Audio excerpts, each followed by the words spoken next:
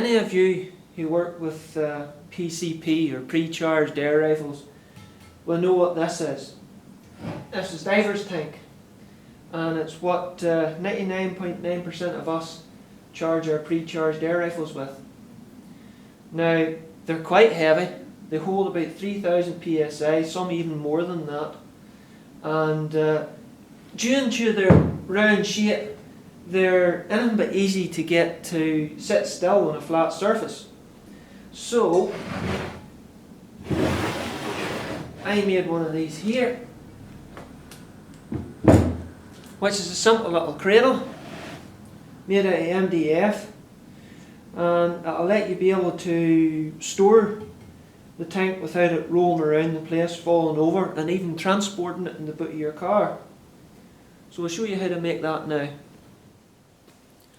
Now, you don't need too much timber for this project, just these 4 pieces here, and these 2 larger pieces will be cut in half later on. Now, this is 18mm thick MDF. Now, you can use plywood or whatever you can get a hold of. Even if you can get it wider than 18mm, all the better. It'll add strength to it. These are just some pieces that were laying around the workshop and I'm making use of. Now, plywood and MDF usually come in fairly large sheets, usually 8 feet by 4 feet, which is quite large for this sort of project. But some hardware and DIY stores will sell it to you in smaller pieces, and some will even cut them to the sizes you need if you don't have the facilities at home, which is very useful. Now, these 2 pieces are going to be the sides, and they're roughly 6 1/4 inches across, or 158mm. Lengthwise 11 1/4 inches, or 285mm. These 2 are going to be the end pieces, and they are roughly 9 1/2 inches across, or 240mm, and 12 5/8 lengthwise inches, or 320mm. You'll also need a couple of different sizes of wood screw. This is a 4 by 60mm long wood screw, and this is a 4 by 30mm long wood screw, both countersunk and designed for wood or chipboard. You'll need a 3mm drill piece and a countersunk bit, or if you're fortunate enough to have a drill and countersinker combination piece, all the better. As well as the drill bits, you're going to need a battery screwdriver or drill, plus a jigsaw and some decent wood glue. First, take the 2 larger 9 1/2 by 12 5/8 boards and draw a line from corner to corner with a ruler to help find the centre of the board.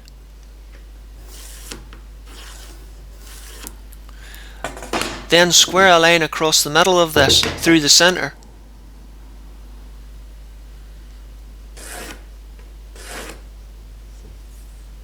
Now you need to find the diameter of your tank by simply butting 2 boards up against either side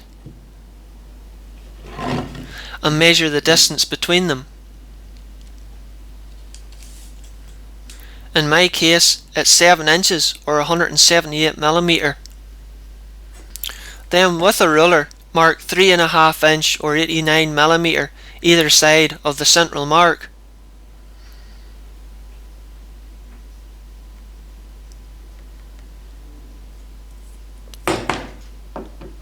Then set a compass to this point.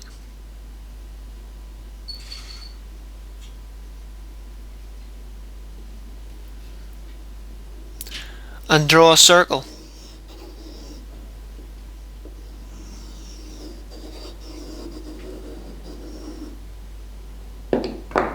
Then measure it again with the ruler to ensure it is the right diameter.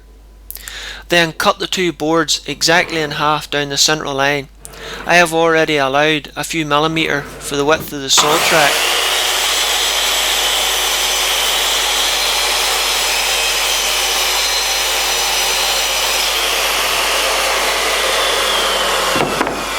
Once cut, mark the 2 boards so that you don't mix the 2 halves up. Front and back, 1 and 2.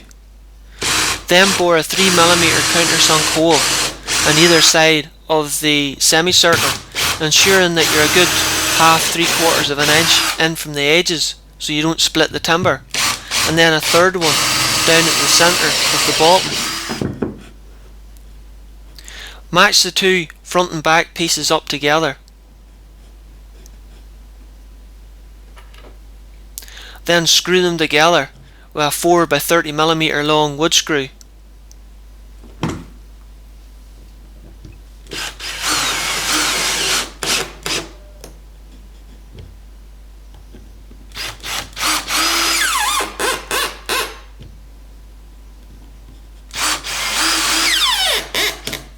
Then lock them securely into the vise and cut them out with a jigsaw.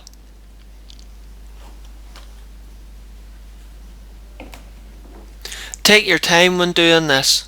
Try and follow the line as exactly as possible.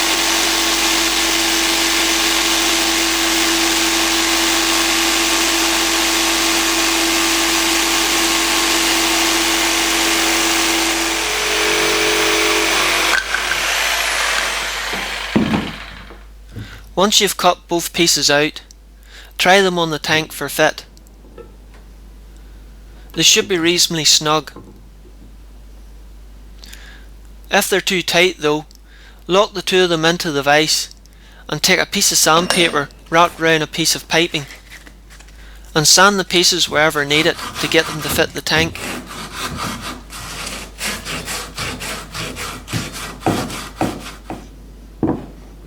Then take the two pieces and take the 4 by 30mm long screws out to split them into two halves again.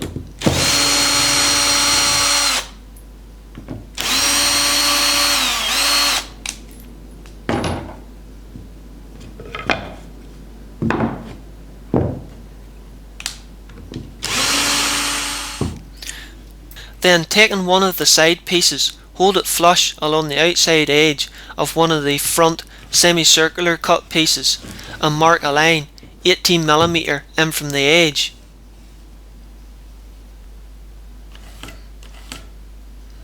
Then, either with a ruler or a finger gauge like me, draw a line roughly down the centre of this.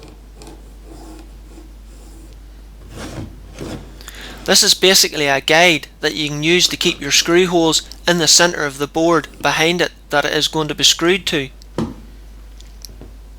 Then bore three 3mm countersunk holes down this line, ensuring that the top and bottom hole are about 1 inch in from the ends, as to stop splitting the board that the screws are going into behind it.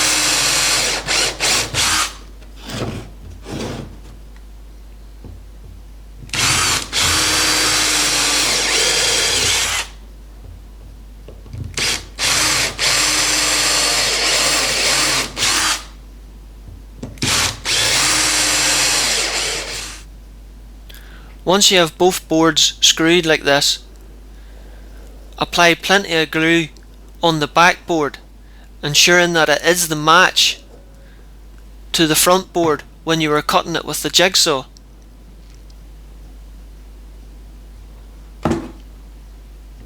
Then, using the 4 by 30mm long screws, screw the two back together again.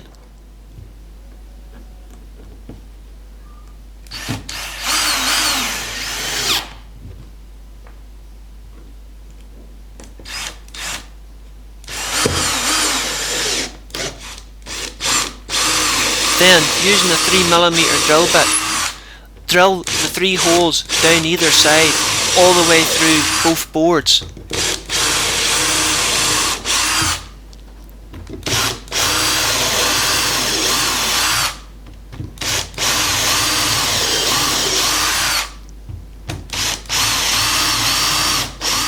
Then, take the side boards and butt them up against the back of the semicircular cut boards so that they are flush with the outside edge.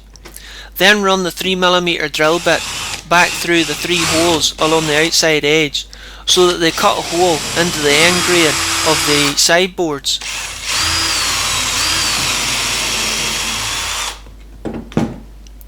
And of course, mark which corners go to which corners so that you don't get them mixed up.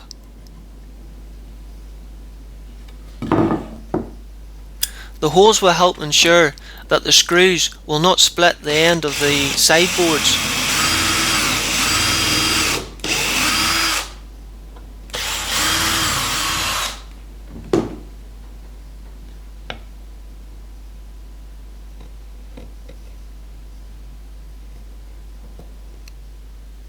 Then apply a good bead of glue to the end grain of the sideboards.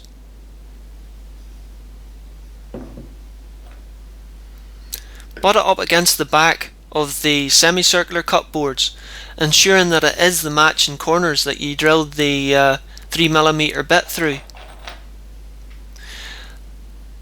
Then put some of the screws into a wee bit of grease to help cut them into the MDF, and insert them by hand into the holes, ready to be drilled in.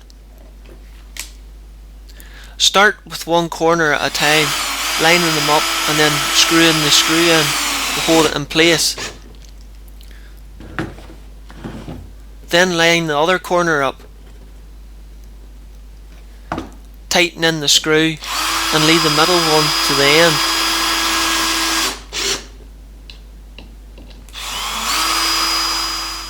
Do this to all four corners.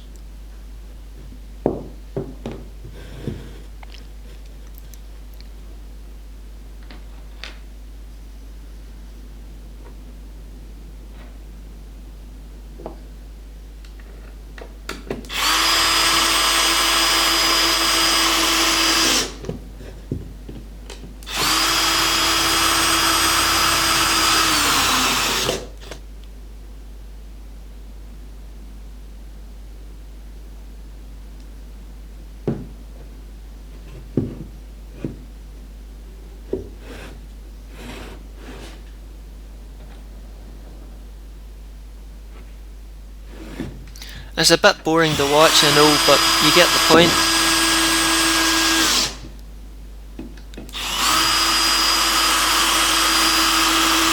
Once everything's glued and screwed together, take a piece of sandpaper wrapped around a wooden block and sand off any of the sharp edges.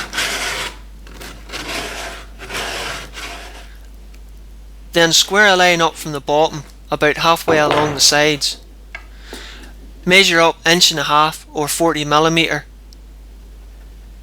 And drill a 1" or 25mm hole. If you don't have a 25mm bit, you can just cut a nick in the bottom of the base. Then take a piece of sandpaper and sand off the sharp edges around the hole. Set the tank into place and take an 18" or 460mm bungee cord, one of the ones with wee metal ends, and bend the hook out a wee bit with a set of pliers to help it locate into the hole easier. Stretch it out over the tank, and this will help hold it in place. Once finished, you'll have something you can support the tank while you transport it in the boot of your car, or even when you're safely storing it at home in your own gun room.